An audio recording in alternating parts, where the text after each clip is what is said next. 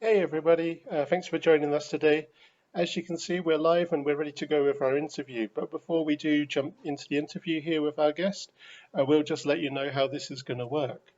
I do have scripted questions that I'll go through with our guest, and as we get towards the end, I will invite you to add viewer questions. So without further ado, let's jump straight in. Hey everybody, my name is Mark Allard-Will. Good morning, good afternoon, good evening, respective of where you are in the world. I'll be your host today, but as you can see, I'm not alone. I'm joined by fellow Canadian novelist and comic book writer James Davidge. James, can you introduce both yourself and your work to the viewers, please? Oh, sure. Well, as Mark said, I'm a writer. I've written numerous graphic novels and prose novels. Um, my prose novels, basically, I've written 5 books that are all under the Driftwood saga. This is the last one, Driftwood's War. They feature covers by Fiona Staples of saga fame. There's a see if I can point to it there. There's a classic saga poster for Russia. That's the Russian version of Saga.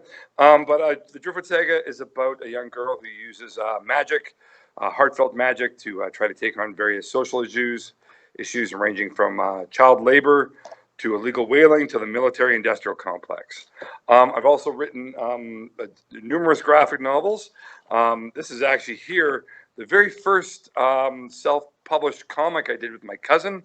We called it The Wandering Stars. My cousin's Jesse Davidge, who's an animator that lives in Vancouver. And The Wandering Stars ended up becoming a graphic novel series called Math and Magic. And it's about 7 mathematicians from various eras in history who are mysteriously banded together to take on problems of a grand and metaphysical nature. The majority of my other graphic novels have focused on Canadian history. I've got one called The Duchess Ranch of Old John Ware, and that I did with Bob Proter. And John Ware was a famous black cowboy from Alberta's pioneering days. And then my next history graphic novel was called 13 Minutes, and that was about the Alberta Eugenics Board. And from 1928 to 1972, Alberta sterilized people deemed unfit for society, and it's still a bit of a controversial part of our history. And I did that one with Bob Proter as well. And for my most recent graphic novel, Bob Proter and I collaborated with a couple other creators, Nick Johnson, who did the color and the background for this, and Ryan Ferrier, who's just an amazing letterer. And this is our graphic novel, First Legion of Utopia. And this just came out last year. And it is about the first meeting of the Cooperative Commonwealth Foundation, a group that became known as the CCF. The CCF were the party of Tommy Douglas, and who became the Premier of Saskatchewan, and really helped usher public health care into Saskatchewan in the 50s, and then that led to Canada adopting public health care once Tommy Douglas went back to becoming a federal politician in the 60s. He was a big part of that. So there we go. First Legion of Utopia, available digitally and through booksellers, curbside service, everywhere. Wonderful, thank you, And that's James. it. Oh, and I'm a teacher, and I'm in my classroom because I can't video conference with my students or with Mark at my home. I live out in the country just outside of Calgary. So I have to come into my classroom a few times a week so I can do math lessons with my students through video conferencing in this time of this new normal. Awesome. So, as you touched upon there, you are an educator, a teacher in Alberta. But can you tell us how that background as a teacher plays into your work as an author? Well, that's an interesting question. I certainly, my work, uh, particularly the Math and Magic series, but also my Canadian history series, have often been, cited as being of having educational value. It's an interesting challenge for me because I try as a writer, whether I'm writing about magical mathematicians or Canadian history, to almost turn off my teacher brain and try to turn on my storyteller brain and try to tap into what makes an engaging story. But I think it's undeniable I think I gravitate to themes and topics that I think I find interesting as an educator. that permeates into my work for sure. But yeah, I mean, it's all very interesting. For me, for example, Mathemagic, I've been working on since before I was a teacher. So, the writer-teacher hats I sometimes try to keep separate, but that being said, they're very intertwined. I primarily teach mathematics and science at my school, the Willow Park School for Art-Centered Learning, but I also teach creative writing. And I know I bring a lot of kind of my experiences in publishing to that work. So I think I bring a lot as a writer to my work, and I think I bring some amount of creativity to my math and my science lessons. And I think what's helped me in many ways as a teacher, especially because I tend to write for audiences that are maybe in the young adult audience, is it keeps me connected to that age group as I get further and further away from that age group, further and further. So hanging out with teenagers certainly helps me get a sense of where a younger mindset is than mine. Awesome. And as you touched upon in the first two answers there is a theme that runs through a large swath of your work, and that is Canadian history.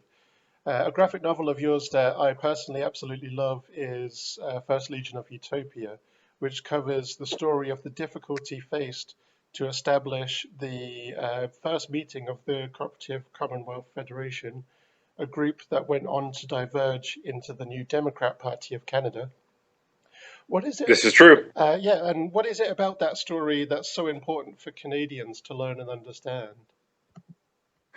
Well, I think I think it's an interesting story. I know part of what got my publisher, Renegade Arts, excited about it was the fact that the meeting happened in Calgary, and not many, and the CCF you could really view as Canada's first socialist party.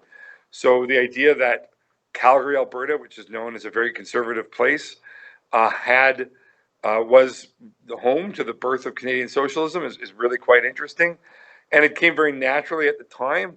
I think at the time there was in the 20s, so this was in the 30s when this meeting took place, 1932. In the 20s, there was quite a lot of power given to farmers in Canada, particularly in Ontario with the Ontario Farmers Association, and in Alberta with the UFA, which is United Farmers of Alberta.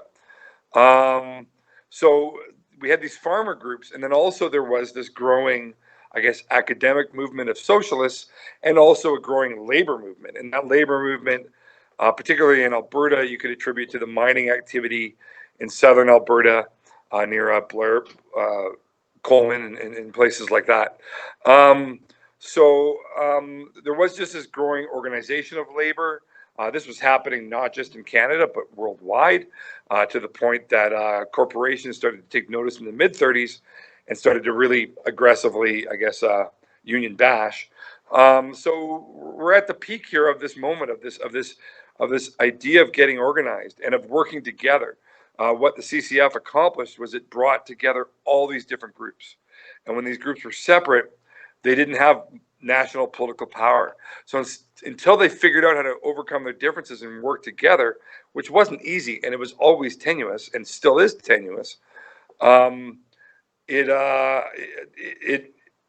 was like I say, it was a very important moment in this happening, and I think why that's an important story now is we're seeing kind of similar situations where we have kind of fractured political energies in Canada right now, whether we're looking at the Green Party or the NDP Party, and I think if we're going to hopefully, particularly in the situation we're in now, where there's opportunity to potentially respond to the pandemic with reimagining society in a way that more serves our needs and more recognizes the value of what we're currently calling frontline workers, but just of genuine labor and getting power into those hands more, and just building a more benevolent society. So I do feel like this is a really important story for right now. I think all the political parties could reflect on how they could be reaching across to other people. I'm worried about how divisive all this stuff is getting. Yeah, and I don't know whether the pandemic is helping. I think it's just physically fracturing us even more, unfortunately. So yeah, I think this is a really important story, and it's and I hope Canadians and people outside of Canada take time to reflect on this and reflect on how we can work together better. Yeah, it's a very powerful story, and I remember giving a signed copy that you signed for me in Saskatoon here to my family when they visited from the UK, and they really know very little about Canada, and for them it was quite eye-opening to see that that's where um, really the birth of what we call universal healthcare, what in the UK is referred to as the NHS, the National Health Service, where that kind of Hmm. came from for Canada, which is very different to the UK. For the UK, it was very much a product of post World War II. So it's Oh, two very different stories that come to the same point, essentially. Yeah, and if you're watching this, please do check it out. It is a wonderful story. Um, thank you. so, in your work, whether it's Canadian historical graphic novels such as The First Legion of Utopia or your fantasy series, The Driftwood Saga, you've included characters from diverse backgrounds, ranging from Indigenous characters to gay characters and female characters that really ignore those kind of atypical female tropes. And they're well rounded, three dimensional characters that feel very human. Why do you think it's important to not just include diversity in stories, but make sure that that diversity feels real and human? Well, I appreciate that feedback, Mark. 'Cause sometimes I feel like I'm not getting it done as well. I think that's important. I think it's a challenge. I think for any writer, I mean, especially in this day and age, but to to um, to write about people that aren't them. But ultimately, any character is a work of fiction, and ultimately, a character comes from you. And so sometimes, how do I make these characters more human? Is I do put a little bit of me in Holly. Definitely Holly. I mean, Holly is basically represents my struggle between these different poles. These poles to be an educator. These poles to be involved in politics. These poles, um, you know, to confront, things about science that I'm not comfortable with, or these, Holly often represents my inner tensions, and I guess, but at the same time, I reflect on various women in my life. Often, my sister, definitely when I think about my Driftwood character, was a big influence there. My wife is a huge influence on when I consider female perspectives. Um, or any perspectives. And then when we're talking, you know, Brian Ma, who is there's Brian there, who is a gay Chinese Canadian, and he was influenced by all sorts of things. Particularly, I have a dear friend of mine, Derek Ma, who used to share just sort of some of the struggles his family overcame, and just really helping me understand how they connected to Canadian politics, because it was eye opening for me to understand that, and it should feel obvious, but that if you're not a white male, you relate to political decision making differently than how a lot of white males view decision making. Um, so I certainly did some outreach there, and then with the in First Edition of Utopia, uh, we encounter a Nakota healer. The Nakota are they're a nation that's just west of Alberta, or just west of Calgary, that it kind of aren't as connected to the Tsuut'ina or other nations that are nearby here. But I have a long history with a camp that used to be on the Nakota land out west of Calgary. And I did manage to outreach, and it was actually through professionally I connected with someone who's active in the Nakota Youth Council, Derek Kootenay, and he gave me, and he's not an elder at all. He would be younger than me, but he would be working with elders and understanding their healing practices, and he really helped me understand some traditional healing practices, specifically in consultation for this book. So I'm very grateful for that, and I do think it's extremely important to do that sort of outreach on so many levels. I think just for authenticity for the story, but I think it's just important as people now that we that we work to connect with other cultures. It's very easy to live in a bubble, extremely easy right now. Or extremely, yeah, unavoidable right now. But I think it's very important to make those outreaches. They're not always easy, but those struggles is part of. You learn a lot when you overcome those struggles, when you outreach with those communities. Oh, and then you mentioned the cake character.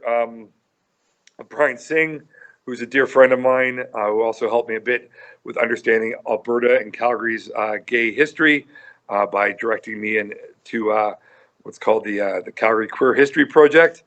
Yeah, so he helped me understand a bit of that perspective, and once again, and I still remember him inviting me to the Premier's Pride Brunch once, right after Notley got elected. Rachel Notley, our former NDP Premier, and that was an eye-opening experience for me to really understand, I guess, the struggles that some people have had to overcome to gain acceptance in society, and still have to overcome. Wonderful, thank you. Yeah, it's such a wonderful novel to read because the First Legion, to read that graphic novel, because you get to see that, as you touched upon there, that Chinese Canadian background, and see a little bit of that voice of how they thankfully have risen to be accepted here in Canada after the horrible history they suffered with the head tax. So it's nice to see those Chinese Canadian voices represented. Um, so now you write for both prose for novels and script for comic books and graphic novels, and those are obviously two very different writing disciplines. Yeah, What sure. advice would you give to writers watching today who are looking to become multidisciplinarian writers themselves? Well, and I still remember years ago at one of the Calgary Comic Expos, and Marc Cavanier, who you might remember, if I'm getting it right. Marc Cavanier is one of the creators of Gru the Wanderer, amongst other classic comic books. And one of the first tips he gave when he was speaking at a panel was, don't think of yourself as a comic book writer, don't think of yourself as a novelist, don't think of yourself as a playwright. Think of yourself as a storyteller. And I think that's really important, especially as we are in a stage now where there's so many different mediums that that I think if you just sort of limit yourself to one, it's I guess I don't know, it's just limiting. But that was really eye opening for me. Think of yourself as a storyteller. There is differences to each medium. There's differences when you write a graphic novel for kids versus if you write a graphic novel for adults. I mean, there's all sorts of different things, and they're starting to combine more and more. There's so many different ways that you can combine, whether it's comic pages or illustrations with prose. Um, so they are very different. The thing I like about prose more than anything is when it's done, it's done, and I know that what I'm writing is going directly to the audience, and that's kind of exciting. It's also daunting. It's very different with a comic script. With something like this, most of what I write goes to the artist, and then the artist interprets it, and then my words get put in. But the words are a very small part of it compared to how the direction you might give to an artist to structure a story and things like that. Comics can also be very challenging as far as editing with prose. If you suddenly realize you need to slip in a paragraph or even a chapter, you can do that. Um, with with this, it can be very challenging if you suddenly realize you needed, an extra panel or two panels, and you've already got a tightly wrapped script. It's doable, but sometimes you got to make some compromises in other parts of the story. But that's part of it, unless you can just slip a full page in. But that also brings its other challenge. A comic is, and it is, as I know you know, Mark, there's a huge budget task to a comic. If I write a script of this comic, this would not have been made without a grant from the Alberta Foundation for the Arts. And that grant is what paid these artists to do this work. So there's all those differences there, but structurally it's interesting. And I remember once when I was in Toronto, and I think the Toronto Fan Expo, and I saw some of the editors at Marvel talking, and I was at that time I'd probably done more prose, and I was just I just had a couple graphic novels out at the time, and I was just sort of getting a lay of the land there. And I remember them commenting that they found it easier that people came from TV and movies to comics compared to prose, because prose are just used to a certain structure, so it is a challenge. This is definitely more in line. The scripts are almost identical in some ways to a TV script or a film script. And I remember when I heard the editor say that it's not that that you couldn't transfer from prose, but they said that they had more struggle working with writers who were coming from prose than coming from movies. So I thought that was interesting. Yeah, that is an interesting dynamic for sure, because yeah, like you say, the closest cousin, if you will, to writing for comics is, of course, screenwriting. Mm-hmm. Um, yeah, it's really interesting. But I have seen a lot of prose writers who transition really easily. Um, and maybe that's a product of the world we live in today, where people write stuff for social media and it has that kind of script feel to it. Um, but Oh there's, yeah, yeah, yeah. And yeah, if you're a prose writer, often you have a way with words, and yeah, that can translate. That can translate very well, yeah. uh, to a graphic novel. Yeah, absolutely. So, as a writer for comics, you've worked with some of the Canadian greats, and you touched upon a couple names before there. But I would say Fiona Staples, Nick Johnson. Can you tell us what some of those experiences were like, please? Well, I mean, well, working with Fiona, I mean, it was a joy, and this was before she was doing Saga. I've known Fiona since she worked at Kamikaze Comics in North Hill Mall. I think she was still going to high school at Churchill, Winston Churchill High School, right across from the mall. And in fact, I probably met Nick shortly around that time as well. Um, when I started working on Mathemagic, or as it was called, The Wandering Stars, I just I realized that I wanted to get involved in the comic community, and that I needed to get involved in the comic community. I couldn't just hope that I could make this and hope that, I think something you have to learn early on, especially when you're starting in the independent storytelling realm, is if you build it, they won't necessarily come. You have to get your work out. You have to get involved in the community. So I remember going early on, and it was actually Gerald Garcia, who was very active and still is very active in Calgary's comic community. But back then, the Kamikaze comic store was a bit of a hub, and they used to do something. Oh no, yeah, and I was going to say I was going to call it a drink and draw, but it wasn't a drink and draw at that point. It was literally what was called a comic jam, and people would meet at the food court at North Hill Mall, mostly people who were connected to this comic store, but there were other connections.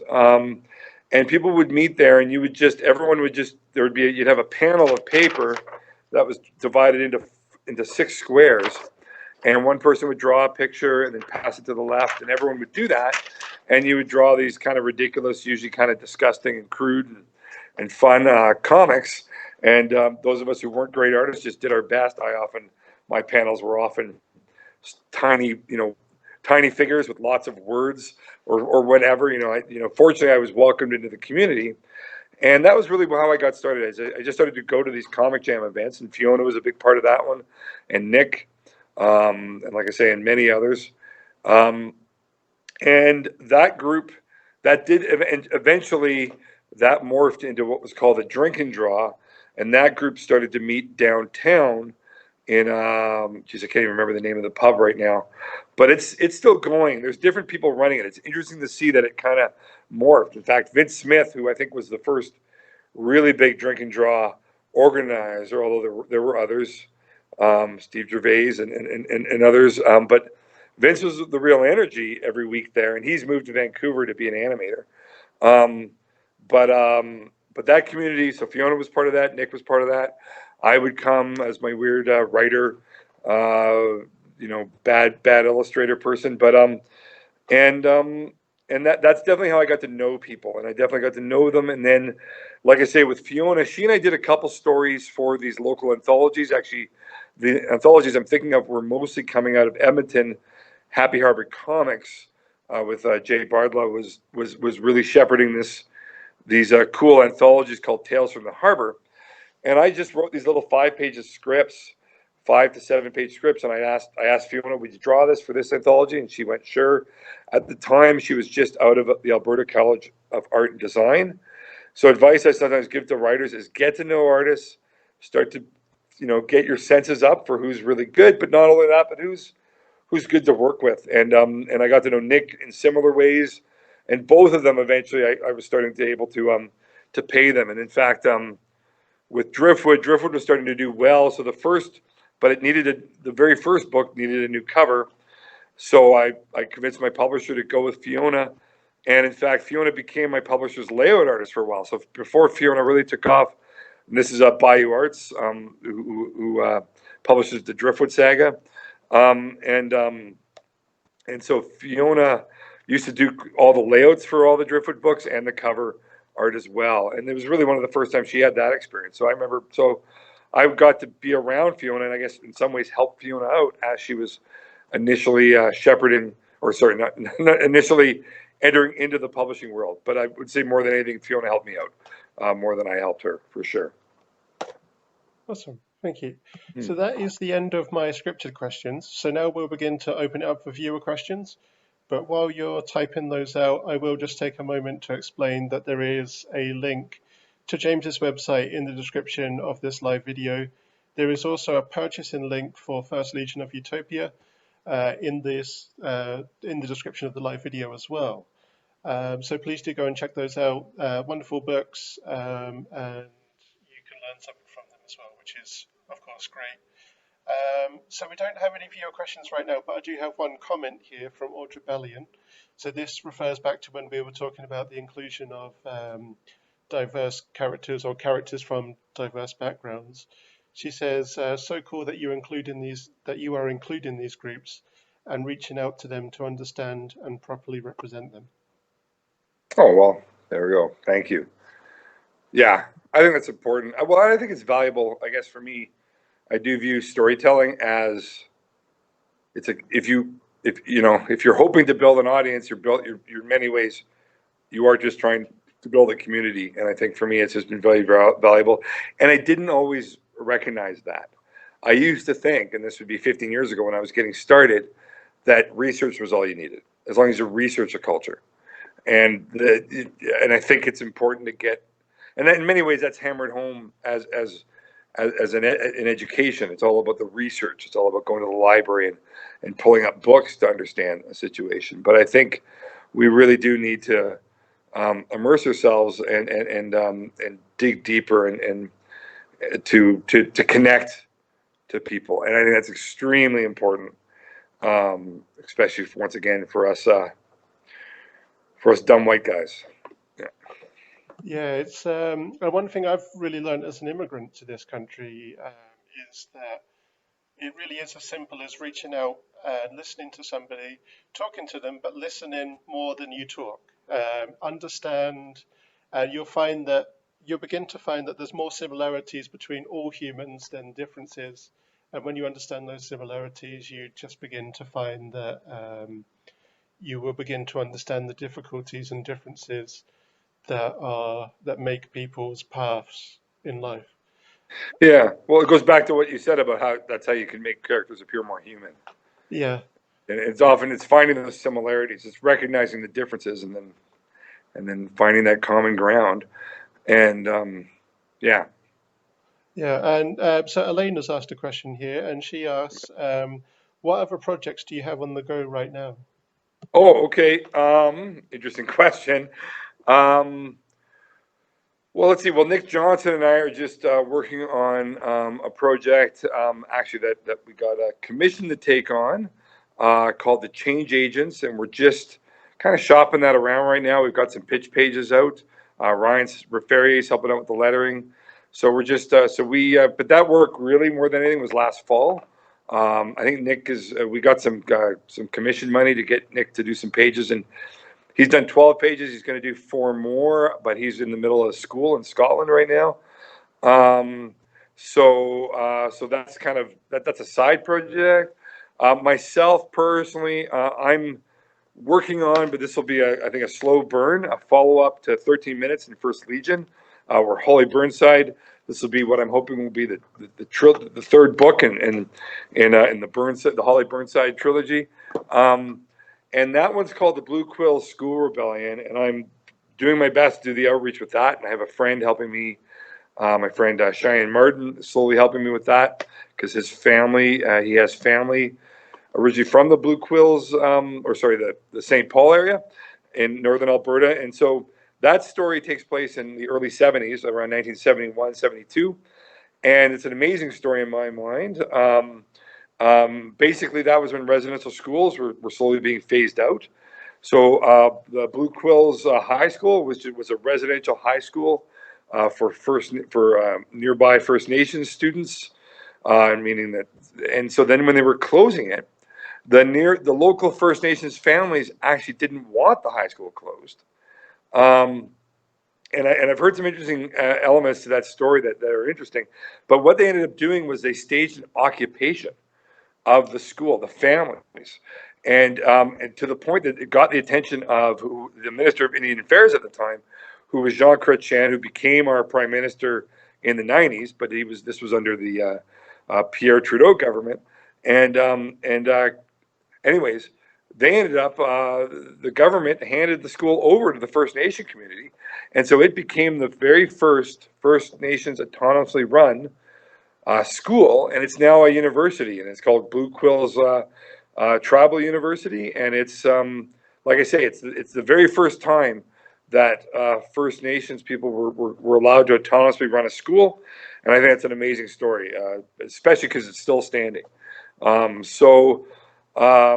definitely with that, particularly with how residential school stories should be told, is it's delicate for me to take that story on. So I'm trying to do my best to connect with the proper stakeholders there, and my friend Cheyenne has started to help me with that. So that's one story, but that's definitely a slow burn. The gap between 13 minutes and First Legion was 7 years, so we'll see. When you're telling old history projects, you feel like you got all the time in the world sometimes. But the other one that's going to be more pressing and more current is this story that I've been working on for years about these kids, these teenagers that go on a road trip to write a weird math contest. And so it was going to be called, and I was all set to work on it and actually drive to Fort McMurray this summer.